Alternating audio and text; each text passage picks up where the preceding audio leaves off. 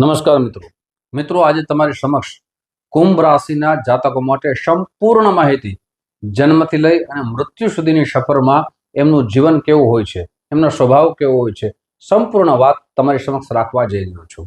આપ કુંભ રાશિના છો તો આ સંપૂર્ણ રીતે જરૂર વિડીયો સાંભળજો। સાથે આપના ઘરના કોઈ સગા સંબંધી કુંભ રાશિના હોય તો જરૂર એને વિડીયો મોકલજો। શા માટે? તો આજે બે ચર્ચા વિશેષ કરવાનો છું। એક તો એ જીવનમાં શું સાવધાની રાખવી જોઈએ જેનાથી નુકસાનથી બચી શકાય, સાથે કયા ઉપાયથી એમનું જીવન સફળ થઈ શકે, ક્યારે એનો ભાગ્યોદય થાય છે, એ સંપૂર્ણ માહિતી આજે ચંદ્રકુંડળીના આધાર ઉપર કહીશ। મિત્રો, કુંભ રાશિ છે એ 11મી રાશિ ગણવામાં આવે છે, જેના રાશિ સ્વામી છે શનિદેવ। શનિદેવને આ રાશિ ખૂબ પ્રિય છે। સાથે આ રાશિના તત્વ છે વાયુ તત્વ માનવામાં આવે છે અને આ જે સ્થિર સ્વભાવની માનવામાં આવે છે। કુંભ રાશિના કોઈ પણ બાળકનો જન્મ થાય અને જ્યારે એ જન્મ થતા એના સગા સંબંધી એમને હાથમાં લે તો એને પરખી શકતા નથી। એટલે કે એમ કહી શકાય કે આ બાળક થોડીક વાર થાય તો રડવા લાગે છે, થોડીક વાર થાય તો હસવા લાગે છે। એટલે આમ તો ચલિત કહેવાય, પણ એનું જે તત્વ છે એ સ્થિર છે। સાથે એ ધીમે ધીમે મોટા થાય છે। સાથે રમત ગમત ક્ષેત્રમાં એમને ખૂબ ગમે છે। સાથે એક સાથે મિત્રો બનાવતા નથી, એક સાથે ભળી જતા નથી, એમનો સ્વભાવ એકાંત પ્રિય હોય છે। સાથે એ શિક્ષણમાં જ્યારે પ્રવેશ કરે ત્યારે એમનું શિક્ષણ મધ્યમ હોય છે અને એ ધીમે ધીમે મોટા થાય ત્યારે એમના જીવનમાં પરિવર્તન આવે। એટલે કે એ કોલેજમાં જાય ત્યારે એમના જીવનમાં ઘણું બધું પરિવર્તન જોવા મળે છે। આ જાતકો સ્વભાવ એકદમ જિદ્દી સ્વભાવનો હોય છે। એમના મગજમાં જે હોય છે એ કરીને છૂટકે છે। સાથે એ કરવાનો જે નિશ્ચય કરે છે એ કરવા જ્યાં સુધી પરિપૂર્ણ ન થાય ત્યાં સુધી એ વાતને પણ છોડતા નથી, એ કાર્યને પણ છોડતા નથી। સાથે એવું પણ જોવામાં આવ્યું છે કે એ આળસ પ્રવૃત્તિને પણ જોવા મળે છે। જીવનમાં એમનું જીવન સંઘર્ષમય પણ જોવા મળે છે અને કોઈ પણ કાર્ય કરે છે એ ધીરે ધીરે કરે છે। શા માટે? એમના દેવ છે શનિદેવ છે, એટલે ધીરે ધીરે ચાલવાનું એ પસંદ કરે છે। મૂડી સ્વભાવના હોય છે। જો એમને ગમે તો સામેવાળા વ્યક્તિને ખૂબ આનંદથી એ વાતચીત કરે અને જો ન ગમે તો એની સાથે વાતચીત પણ કરતા નથી। જેટલા મિત્રો બનાવે છે એ મિત્રો સાથે એમની મિત્રતા ઈમાનદારી પૂર્વક નિભાવે છે। સાથે એમના પ્રેમ સંબંધો પણ ઈમાનદારી પૂર્વક નિભાવે છે। એમના જીવનની અંદર પ્રેમ કરવો એના માટે ખૂબ સારો હોય છે, પણ જેને પ્રેમ કરે છે એ સત્ય સાથે પ્રેમને નિભાવે છે, એવું પણ જોવામાં આવ્યું છે। મિત્રો, ચંદ્ર કુંડળીની આપણે આધાર લઈએ તો કે પ્રથમ ભાવમાં કુંભ રાશિ હોય તો પંચમ ભાવના જે માલિક થાય છે મિત્રો એ મિથુન રાશિના બુધદેવ થાય છે। મિત્રો, આગળ વિશેષ ચર્ચા કરીએ તે પહેલા એક નમ્ર પ્રાર્થના છે, મારા નવા મિત્રો આ વિડીયો જોઈ રહ્યા છો, મિત્રો આ વિડીયો તમને ગમે તો જરૂર ને જરૂર લાઈક કરજો, શેર કરજો। સાથે મિત્રો, જે પણ આપણે ચર્ચા કરીએ છીએ એ ચંદ્ર રાશિના આધાર ઉપર કરીએ છીએ। એટલે ઘણા બધા જગતની અંદર કુંભ રાશિના હોય છે, પણ બધાના જીવનમાં કંઈક અલગ અલગ હોય છે। શા માટે? બધાના જન્મગ્રહો પણ અલગ અલગ હોય છે।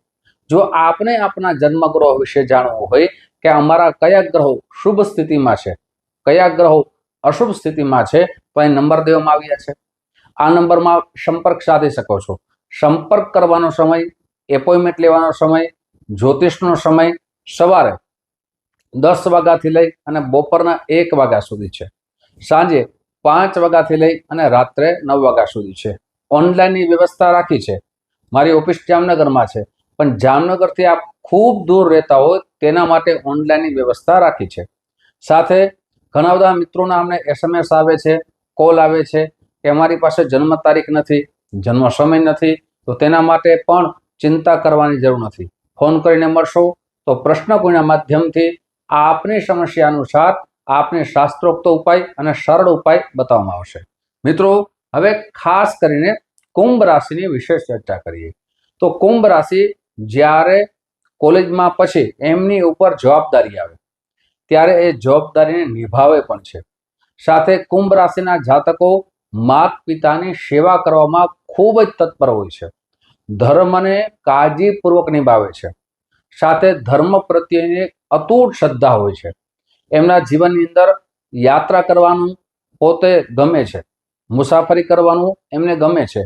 સાથે એ પણ જોવામાં આવ્યું છે કે એમનું ભાગ્યોદય 32 વર્ષ પછી, એટલે કે 32 વર્ષથી લઈ અને 35 વર્ષ સુધીની અંદર ભાગ્યોદય થવાની સંભાવના વધી જાય છે. સાથે એ પણ જોવામાં આવ્યું છે કે મિત્રો એમના લગ્ન જીવનની આપણે ચર્ચા કરીએ તો ખાસ કરીને સપ્તમ ભાવ જોવો પડે. તો સપ્તમ ભાવના જે રાશિ સ્વામી થાય છે એ સૂર્યદેવ થાય છે. તો કુંભ રાશિને જન્મ કુંડળી મેળાપક કરીને જ લગ્ન કરવા જોઈએ. શા માટે?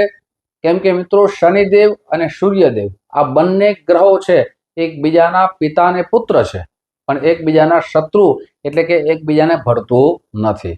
એટલે કે જન્મ પત્રિકા મેળાપક કરીને લગ્ન કરવા બંને માટે હિતાવહ છે. સાથે લગ્ન થઈ ગયા પછી એ પણ જોવામાં આવ્યું છે કે એ ચલાવે છે. લગ્ન જીવન અમારી ઉંમર થઈ ગઈ છે એટલે ચલાવવું છે, અમારી જવાબદારી છે એટલે ચલાવવું છે. સાથે પોતે પણ જીદ પ્રકૃતિના હોય છે, સામેવાળા વ્યક્તિ પણ જીદ પ્રકૃતિના જોવા મળે છે, એટલે મતભેદ જોવા મળે છે. સાથે પોતે જ્યારે જવાબદારી આવે ત્યારે મહેનતુ બની જાય છે, એ પણ જોવામાં આવ્યું છે. સાથે આવા જાતકોને પૈસા પોતાના જીવનમાં બચત કરવા એ સારી રીતે આવડે છે. ધનનો એમ કહી શકાય વ્યય જ્યાદા કરી શકતા નથી, ધનને બચાવે છે. શા માટે? વિચારશીલ પણ હોય છે અને ચિંતા પણ કરનારા હોય છે. ખાસ કરીને હવે સાવધાનીની વાત કરીએ તો 3 વસ્તુ એમના જીવનમાંથી જો દૂર કરે તો ખાસ કરીને જીવનમાં સફળતા મળી શકે, નુકસાનથી બચી શકે. પેલો સૌથી પહેલા જીદ પ્રકૃતિ હોય છે એની છોડવાની હોય છે. શા માટે મિત્રો? કે જ્યાં નોકરી કરે છે ત્યાં નોકરીની અંદર પોતાની મનમાની કરે, પોતે જીદ કરે અને પોતે એમ પોતાને ગણે કે હું સાચો છું, સામેવાળા છે એને મારાથી હોશિયાર નથી. એટલે સૌથી પહેલા જીદ પ્રકૃતિ છોડવી જોઈએ. બીજું એ છે કે અભિમાનથી દૂર રહેવું જોઈએ. સરળ એમના જીવનમાં જેટલા રહેશે એમના જીવનની અંદર સફળતા મળી રહેશે. શા માટે મિત્રો? કે સરળતા છે બધાને ગમે છે.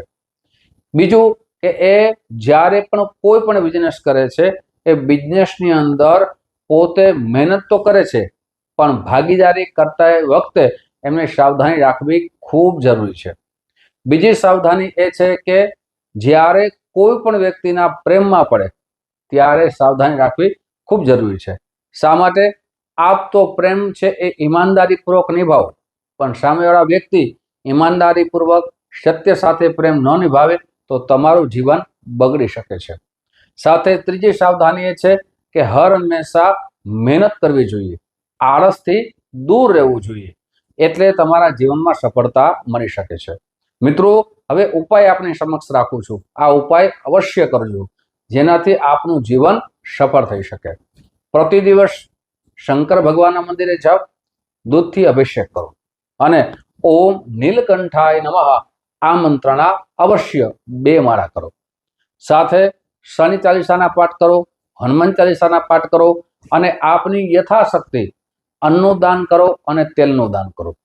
જન્મકુંડી બતાવી શનિનું રત્ન નીલમ રત્ન પંચાંગ કર્મ કરીને ધારણ કરશો, આપના જીવનમાં સફળતા મળશે. મિત્રો આવી જ ચર્ચાઓ, આવી જ રાશિની ચર્ચાઓ તમારી સમક્ષ મૂકતો રહીશ. આપ જે પ્રેમ આપો છો એ પ્રેમ બદલ આપ સૌનો હૃદયથી ખૂબ ખૂબ આભાર વ્યક્ત કરું છું. ફરીથી મળશું. જય શ્રી કૃષ્ણ. મહાદેવ હર.